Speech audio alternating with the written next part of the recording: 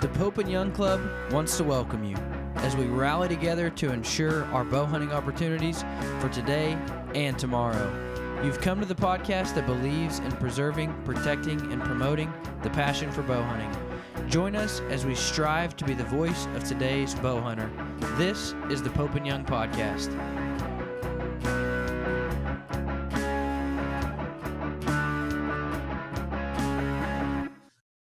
Hello, everybody. Welcome to the Pope and Young Podcast. This is Jason Roundsville. I'm joined today with my co-host Dylan Ray, and we have from Bowhunter Planet, Dave Thomas. Dave, welcome. Hey, guys. Thanks for having me. Yeah, appreciate you being here.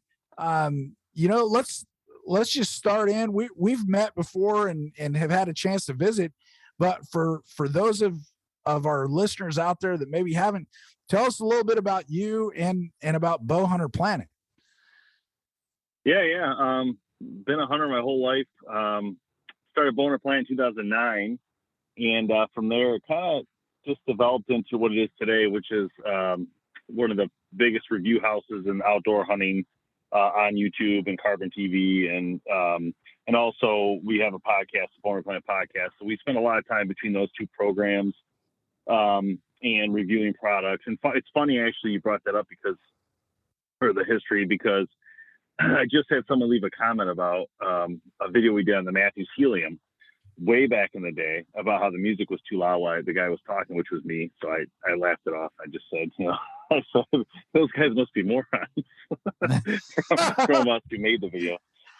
But it just brought back a lot of memories. And I was like, wow, man, that Helium was a sweet bow. And I wish I had, kept it around, just because it was a major change in that brand at the time. Whoa. You're gonna make me dizzy. Yeah. Hopefully this stays this time. Major change in that brand at that time. And, it's just interesting to see the differences in bows. And one of the things I've been looking forward to trying to get involved with now is doing what we do, but also trying to collect the heritage of bows. So trying to do videos on bows that we've never done that were before our time. Just thinking it'd be cool to capture, some of that content online and keep it there for keepsake, I've got a Golden Eagle compound I could send out to you if you want to review that one. So I will borrow it. Yes, I will take all bows. We're just starting that process now. One of the things I had to do for it is I had to work with a couple bow string manufacturers to help me out with restringing and cabling all of them, because obviously I don't want it to explode on me or break it or ruin it by any means. So I started that process already. We started working on a couple old models we had laying around and sent them out. America's Best Bowstrings was nice enough to redo a couple of them for us. We're going to reach out to some of the other string companies, try to get everybody involved just for fun. But it's just cool. And it's nice when they come back restrung, because it looks like a brand new bow in some cases. Yeah. I was wondering about that, because mine's been in a case for I don't know how many years. I mean, I don't know, 30 years maybe. And I don't know that I'd want to pull it out and start shooting it. Yeah. I was talking with somebody. I was Yeah. talking with somebody the other day about how I wish that I would have went back. My first bow was a 2007. And I wish I would have kept every bow I've ever owned, because it would be really cool to have a wall where you could just kind of look through the progression of bows. With both of them on it? Yeah. You have a wall with both bows? Yeah. No, it'd be really cool to see the progression and to see the line of and how they've changed. And of course, it'd be even cooler if you could go back and, start from the beginning. But even from 2007 to now, they've changed immensely. Yeah. Yeah, when you hold the bow, like I was holding the Ultralight from Matthews, which is a bow my brother had purchased back in 1992 or 94, somewhere in there. And I had put that against their latest model and showed on video, and it's just such a stark difference between the two that it's like mind blowing what time has done, when you see it. And this is the same thing that goes for bear archery. In fact, I was talking to Bear about, do you guys have models I can loan to just do these videos? Because I really want to show the transition of how a bow manufacturer goes from what we've seen in these early days of the 1990s, maybe even 80s, I guess, but in the 90s is where I'm more thinking, and then how that transitioned all the way up to where you see today. And you can see some of the when you look at a bow manufacturer, you can see where the change started and where the change happens. And for like Bear Archery as an example, I feel like the Carnage was a changing point for that brand. They went from like a bow that just, it looked a lot like the old fashioned bows to this Carnage that looked like really just amazing. At the time, it was like mind blowing, the difference in design. And all the bow companies are like this. They all had that transition period where it jumped though. And I feel like it was like 2007 to 2009 in there, maybe even 2011. But right in that frame of time, it changed this new concepts, new designs, new looks. And I think, that's what we're seeing today is parts of that. That's great to have that look and see. It's interesting. You've done it so much that you can see it in all the different companies. Even, there's so many. And when you look back, and that's why I kind of disappointed myself for not keeping all those bows throughout the years. They would have been crazy right now. I'd have a garage full of bows. But it would have been so cool to be able to actually take from 2009 to 2021 all the Bear bow models that I had, whatever brand, and like show them. That would have been really cool to do. But again, they weren't always apples to apples too. So you got to remember that. So like, for instance, not everyone would have been the flagship, right? So that's the thing. If it's always the flagship, it'd be easy to kind of like see the change. But some of them, like in Bear's case, right, you got bows that are all over the place in price point. So unless you had specifically that, flagship each year, it wouldn't necessarily be apples to apples, but you still be able to see some of that tech changes. You bet. And so what made you start this where you say, hey, you know what? I just want to compare gear and let people know, how this is. If this is a good piece of equipment, if it's not, I mean, what made you get into that end of things?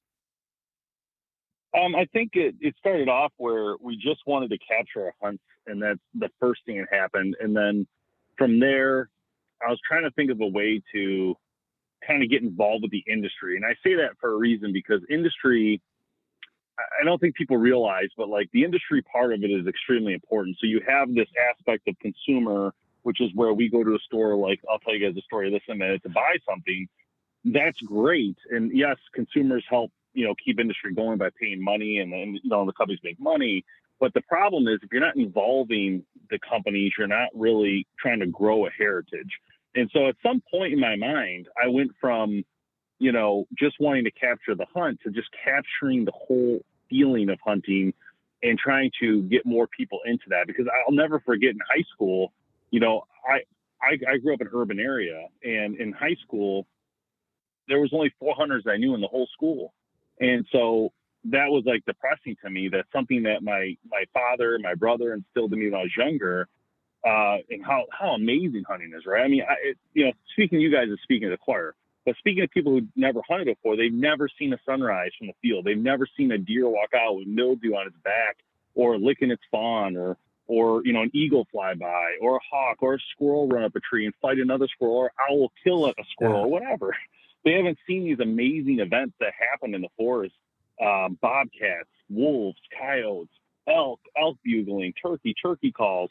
I mean, there's so many cool things that happen. And I remember thinking in 2009, 2010, like, how can I help to influence people to pick up a bow and get outdoors? And I'm not, guns are fine too. If they want to go out and hunt, I don't care how they do it. Just want to get them outdoors at the time. Right. And so what ended up happening is I wanted to team up with the companies, because I felt if anybody had the power to do it, they need to look inward, right? You can't just look outward to consumers. You can't just build a product. You have to market to new consumers that are non-hunting people. And so what I always wanted to do is I looked at what was happening in the marketing part of the bow companies, and that was the start. And I realized that there was a big gap. The people who were doing the reviews before, I love the guys. They're great people. I know who they are. And, I've been friends with them for years. They weren't doing it to the quality I thought was necessary to bring in a new youth to the archery industry. And if you can't draw in new people, you're never going to grow a heritage. And if we can't grow the heritage, we're really all done anyway. So, it's got to get young. You got to get younger people involved. And I thought, I got to make this look cool. I got to make it look great. And so what I did is I teamed up with as many industry companies I could at the time, and I still do today, to help fund the concept of getting better quality, better, camera equipment, better everything. But I think we started to see this in the industry as well when you saw like Heartland Bowhunter and Strut and Buck. You're talking quality of filming their hunts, which was awesome. That was a big help and a big start to it. But then the next gap was, how do we get them excited about a product specifically to go buy one and, make them think or feel it's cool, right? That was the biggest thing. It's just breaking through. Very cool. I was expecting, oh man, I just wanted some free gear. No, I've never been in the whole thing of the free gear, to be honest. I get a lot of free gear, I'm not going to lie, but it's never been about the gear because, let's be honest, a lot of people, you'll buy a bow and you'll sit on that bow for 5, 10, 20 years in some cases. So and I was, man down. I love your reaction every time it happens. Yeah. I've never been in the thought of just free bows, but. Let me just review whatever phone holder you're using, which is probably just leaning up on the dash. Yeah. Yes, it's just leaning. Yeah. Okay. So that's the next thing. We need to review a phone holder. So when we're doing Zoom podcasts in the truck, we have good equipment. I have a magnet just not holding it for some reason. Normally it holds it. I don't know. Yeah.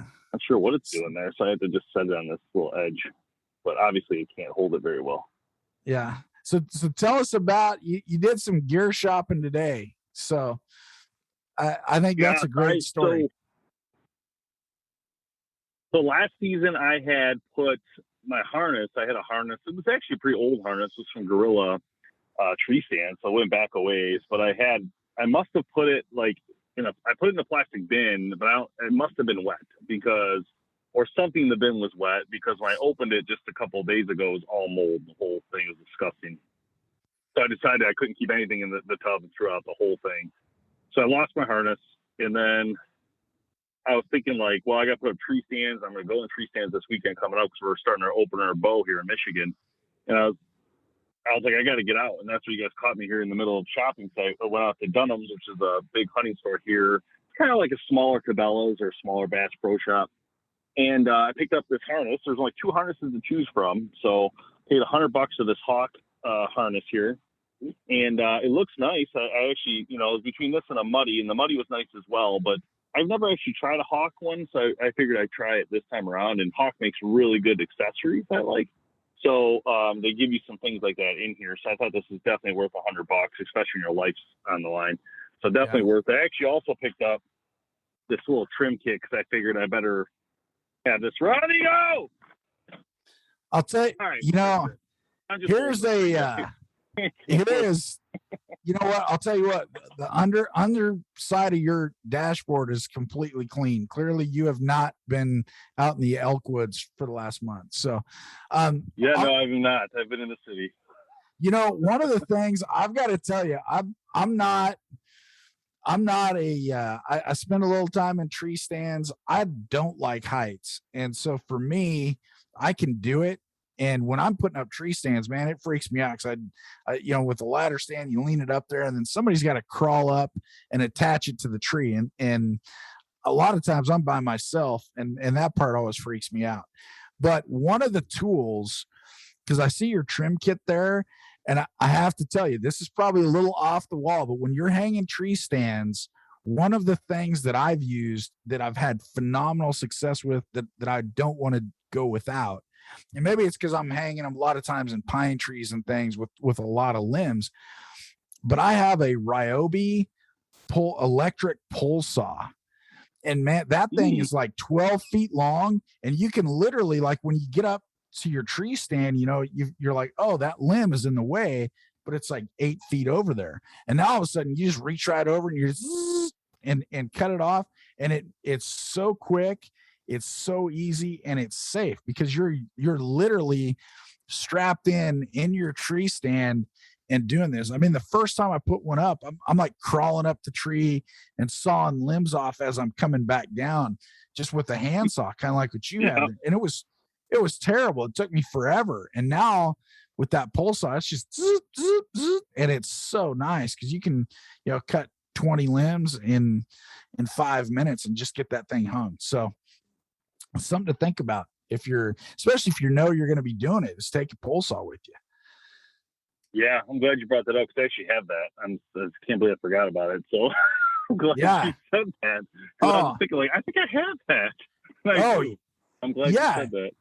Absolutely, man. I don't want to, like I said, I don't do heights, so I don't want to hang a tree stand without my pole saw. Yeah, so. That's a great idea. I always forget about it. Honestly, I do, because we used it maybe 2 seasons ago, and we used it for something like you're talking about. And then last year we didn't really do a lot of hanging, so I didn't think much of it, and I forgot about it, to be honest. And now you say that, I'm like, oh yeah, I came on those poles, and I think I have the battery charging right now for like 2 years. Yeah, so I think I'm good. I just got to pack it. I'm glad you said that. Thank you. Yeah, it's great. It's like I said, I don't do it often, but when I do, that's the first tool in my bag.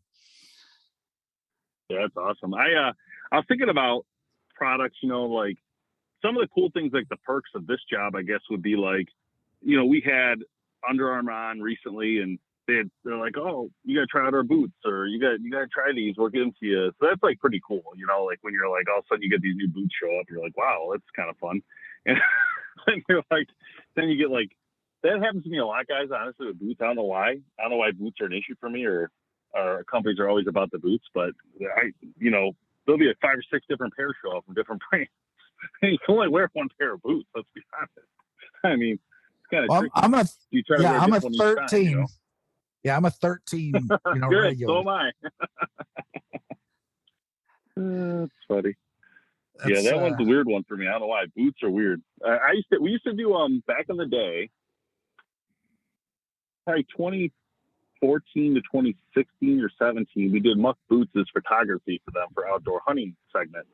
And we had so many Muck Boots. It was literally the stupidest thing you'd ever imagine, because every time you do a photo shoot, they wanted different boots every time. So we used all different colors. You can just imagine SKUs, right? How many different colors you would have. And then we'd have to go out and do these photo shoots. It was a lot of work, honestly. It was fun, though. I learned a lot. I learned a lot about smoke bombs and how you use them for photography. That was interesting. And you had a guy like run through the woods with a smoke bomb. and then you have like a guy come into the set with these lights flashing, but you got this like, it looks like fog in the background. I don't know if you guys ever seen those commercials or no, those segments where they talk about how like McDonald's creates their food for photography and it's all fake. Oh, I have. There's nothing in the food that's real. It's like plastic and varnish. It's the same thing, right? This fog is even fog. It's like a smoke bomb.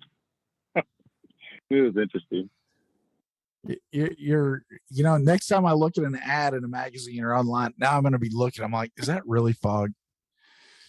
Is that real fog or is that smoke bomb? That's a smoke bomb. They're huge too. They're like 12 inches, look like a stick of dynamite, and they're real thick, and you literally light it and it's a stick of smoke just going off like a smoke bomb, like a little one, but a giant one.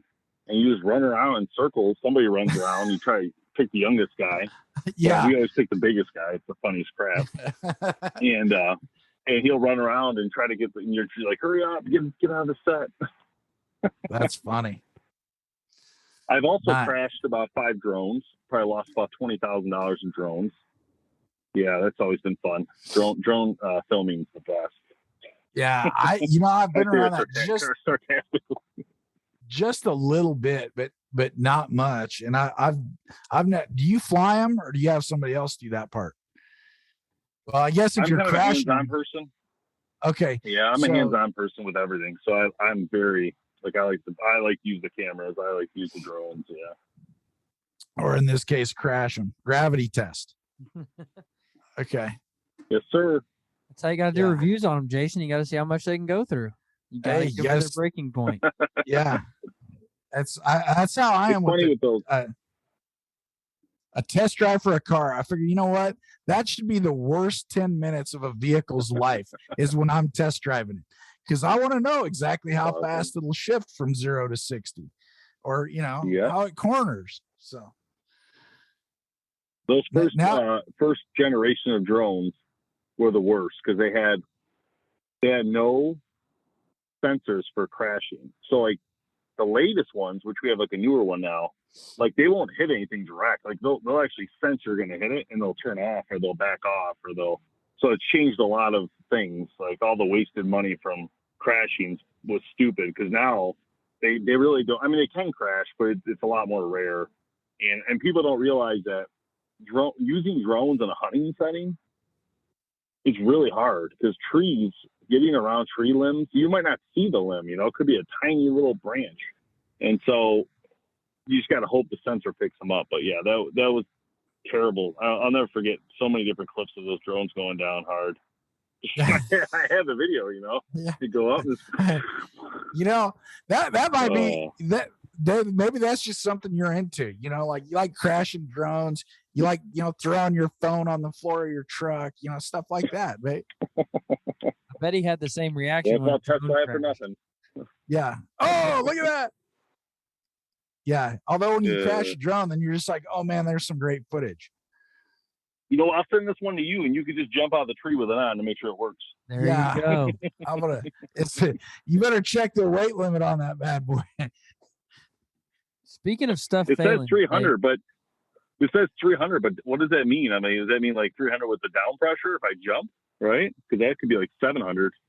Yeah, I'm thinking, gosh, if it's only 300, I may have to change up the boots I wear that day. Yeah. But speaking of stuff failing, have you guys ever had a bow like blow up or anything during a review?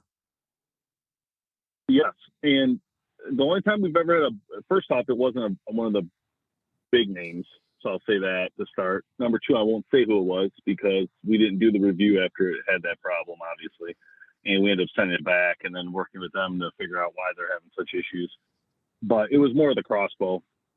So, but with the compound bow, I don't think we've ever had.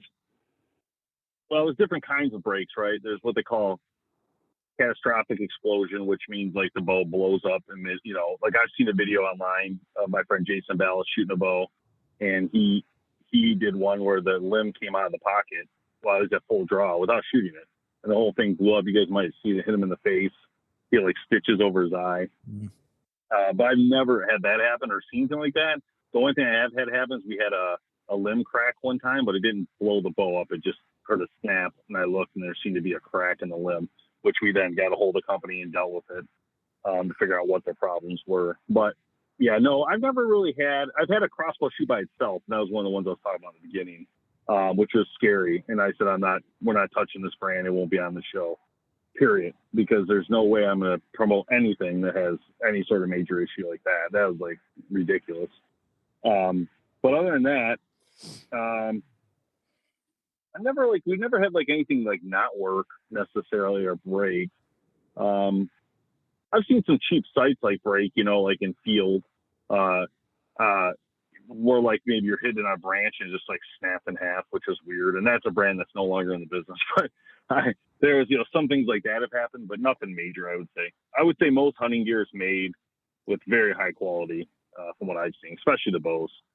When I worked at a bow shop in college, we had this guy come in, and his bow got draw locked. And so he walks in, and he's just nonchalantly carrying this bow, and the string's just dangling, and the limbs are pulled in. And we're like, dude, like, and he, like, you could tell he just like threw it in the back of his truck, drove to the shop, and we're like, that thing could go off anytime. And he was just nonchalantly carrying this thing through the shop, and we're all like freaking out and stuff. And oh, it was bad. I'm like, man, you should really take some more precautions with this bow. Did you fix it? I've seen that happen. That happened before with a crossbow. I never saw it with a compound though. We did, and it was terrifying. It's like one of those it's like the whole time you're messing with it, you think it's just going to go off and blow up at any time. And so it was terrifying. How'd you get it down? Did you guys press it? Yeah. Yeah, just put it right in the press from there. Wow. That's crazy. I've had people do where they torque it in a derails. Is it called decamming or whatever? The string comes off the cam. Yeah, derailing it. Derailing it. That's the word. Yeah, I've seen a couple derails in my time with our hunting team has had a couple issues there. I've never had that issue, but I don't torque my wrist or anything, so I don't know. We had this guy come in one time, and he had 2 handmade longbows, and he talked about how, man, I've been working for months on these things, each one of them, years, however long. And I've been studying, I've been learning how to make these and put all my time and effort into these. And I need to get the poundage tested. And thankfully it wasn't me. My buddy walked back and put it on the scale and pulled it back. And about halfway down, dude, the whole bow just shatters into 15 pieces. And so he walks out with this bow in pieces in that guy's face. I thought, he looked like he'd seen a ghost. And my buddy said, well, if it means anything to you, it got to 32 pounds when it broke. Oh. And he said, would you like me to test the other one? And he said, no, I'd rather not, and walked out. Oh, no. Oh, it was horrible, man. That's, yeah. I felt so bad for the guy. That poor guy harvested the tree, dried the wood. Oh, it was bad. Did the whole 9 yards. Yeah. That's crazy. I saw, I was walking through a bow shop one time. It was like a box store years ago, way before I started BHP. And this guy was drawing it was a golden eagle. That's I think your favorite over there, Jason. Yeah. He had his golden eagle back and it exploded. Catastrophic explosion in the middle of the store. And parts flying everywhere, people getting hit. I think I got hit by a nut or a washer or something. But I'll never forget it. He still had the string in his hand. Like he never had let go of it. So he was the weirdest. He was like telling the manager, he came over, look, I still holding the string. Yeah. And then I was at a pro shop locally here, like maybe in 2011. And this guy had come in and somehow, I don't know if this was before the zip tying of bows, but he drew back one of the latest Matthews models and dry fired it on accident. It slipped out of his hand. And I don't think it broke the bow. The owner got up and he was like about to yell at him, but then he saw the guy was bleeding. And I think he's like, oh God, I'm not getting in trouble for anything. You know what I mean? So and then he was like, you okay? It was crazy. But yeah. And then after that, you start seeing zip ties on everything. I think in like 2013 or something. It was funny. Yeah. I've never seen a full on, I've never seen just somebody pull one back and just let her go. But I've seen a couple of times where I was bow fishing one time, and as I drew it back, the knot just wasn't tight on the string, and I had no idea that the arrow stopped about halfway back, and I let that thing go. Unfortunately, my arm caught the string, so it was like the first fish of the day on like a 10-hour drift down the river. I can say this with confidence, knowing she never listens. I can say this knowing she never listens to the podcast, but my wife just got a new bow and we were out sighting it in. And so I was handing her arrows as she was shooting. And in between arrows, I said something, hey, pull into your back wall or whatever, a little tip or whatever. And she drew back but she got anchored and took her time, breathed through the shot, and boom, dry fired this bow. And she said, you never handed me an arrow. I'm like, how are you going to blame this on me? She's like, well, it was your job to hand me arrows. And I'm like, well, you got to be kidding me. But it was funny because it was a full shot process. Like she went through everything. It wasn't like an accident. It was like, it was hilarious, man. Yeah. I think it happens more than you think. We had that. It happened in the studio a couple of times where a guy pulled back a bow ready to shoot. I'm like, whoa. You got no arrow in there. He's like, oh, God. Yeah. So they just hits the release anyway. Yeah. Yeah, exactly. Yeah, I wonder what the minimum. This would be a good test. I don't know the answer to this. I think I'd have to make some calls and talk to people in the industry. But what do you guys think is the minimum weight you have to push off that string to where it doesn't cause an issue? So if you have the lightest arrow in the world, what if you don't use an arrow and use like a BB or a? I've seen a guy put this magnet with a little ball. Yeah. Slingshot. So I wonder how heavy that ball is and what it has to be weight wise to where it doesn't explode the bow. That's a good scientific question. Yeah, you know what? I'm in for the boots. Yeah, I'm in for the boots, Dave. But on the dry firing the bow, I'm gonna let the pros handle that. I mean, I seen that kid throw that in China. He put that ball in there and shot a slingshot ball. But those balls could be heavier than you think. They're not always the lightest ball, but I can't imagine the height or weight. I guess they could be dense. I don't know. Hard to tell. The brain's working. But Dylan, anyway, you can see it. He's got something churning. Yeah. So here's the thing is we always ask this question on our podcast every time. And I bet Dave has a good answer too. I'm thinking that. I'm like, man, of does. all the people, he's seen a lot of gear. And so, Dave, here's one thing. When you're out hunting, of all this gear you've tested or of all the gear you've used, what is one thing that you take with you that you don't want to be without? Like something maybe a non-traditional, not like your release or binos, but what is one thing you don't want to be out there without? Bow rope. I've climbed trees without bow rope before, and it's terrible. No, but I would say I'm big on the hangers and stuff, so like I like to be very comfortable when I'm hunting. So I definitely would not want to be in a tree stand without my bow hangers and or pull up rope. That's pretty much it, I think, for that. Or I guess I could say a rangefinder, but I have done it without it before. And to be fair, I hunt Michigan, and most of our shots are 20 yards to 30 yards. That's just the way our land is, and so don't really have to have a rangefinder for the most part, unless you're hunting a field. Then yeah, you would need it. But yeah, I think so. I think I would say with the bow hanger, because the new hangers are so cool. Like they got all these things going on and multi hangers. You can put like your phone on them and stuff. It's the cool stuff. So maybe I need some of that because I was just out last week and my bow rope was quite literally a piece of baling twine, orange baling twine with the loop in the end. And then my bow hanger was one of those screw in things that, you screw it in, it's just a hook. So I clearly need to up my tree stand equipment game. I'll see if I have any of my stuff. I went shopping last week to buy stuff too, and I see if it's still in my truck, but I'll show you guys. Oh, I think some of it's here. Yeah, good. So yeah, I'll show you. Watch this. You're going to be like, whoa. So I had come here last week, same store, and I bought some stuff. Let me flip the screen somehow. Oh, here it is. That work? No, now you're blank. Okay, hold on.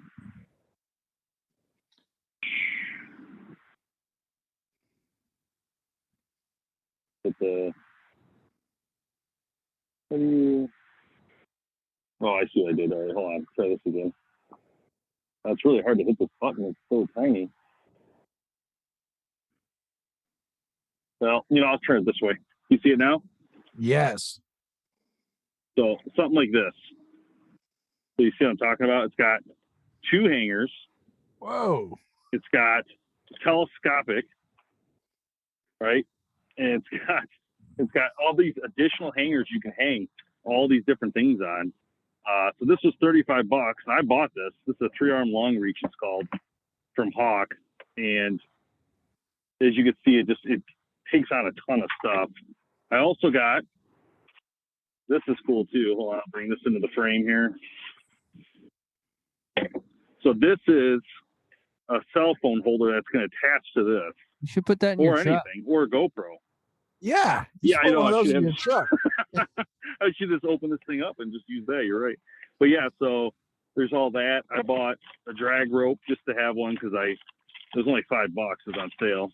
And then this is the type of pull-up rope I generally use. It's got a reflector so I can see it pretty easily from the ground.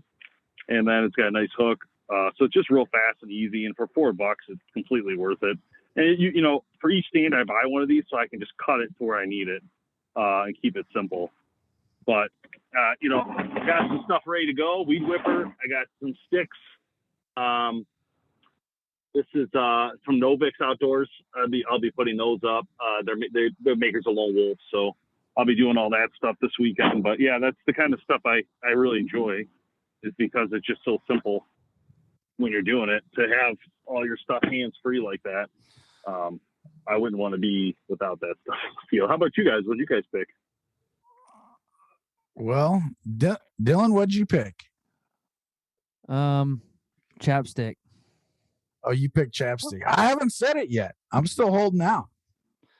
I don't know. If I had to pick today after, hanging a tree stand the other day, I would I'd have to go with that Ryobi pole saw, man. I don't want for tree. Yeah, that's a good one. So I'm not saying that's my official answer. I'm just saying as of today, that'd be the one I'd have to go with. But well, what else, Dave? Tell us what you guys have coming up. It's and just so everybody knows where you're at, it's bowhunterplanet.com. Definitely need to check this out. If you're a bow hunter, if you're thinking about being a bow hunter, the information you're looking for is probably on that website.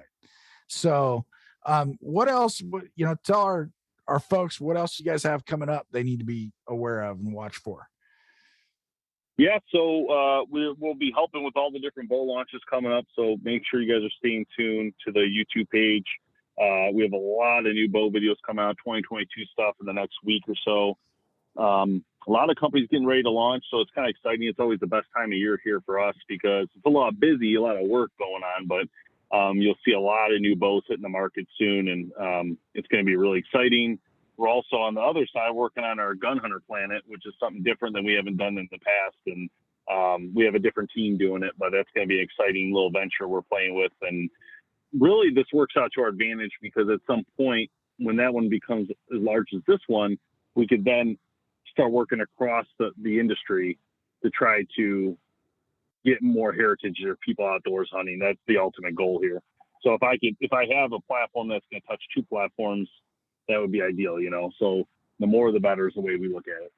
That's great. Well, that fits right with us, working to promote bow hunting out in the world and make sure people know about it, make sure people hear about it. And I love that you guys are also into the heritage and, hey, let's see what, how the equipment has progressed and things.